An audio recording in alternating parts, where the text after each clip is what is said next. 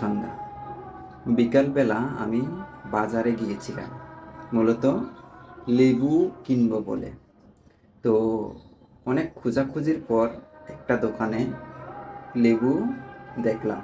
গিয়ে দোকানদারকে জিজ্ঞাসা করলাম, আঙ্কেল লেবু কত করে? তখন সে বলল, এক জোড়া লেবু 50 টাকা।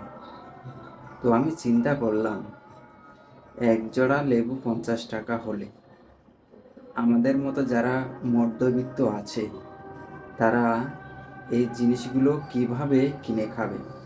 এছাড়া প্রতিটা সবজির বাজার দ্রব্যমূল্যের যে চড়া দাম, মানে বর্তমানে যে বেতন, সেই বেতনের তুলনায় কখনোই আপনি ঠিকঠাকভাবে যে বাজার করে খাবেন তা সম্ভব নয়।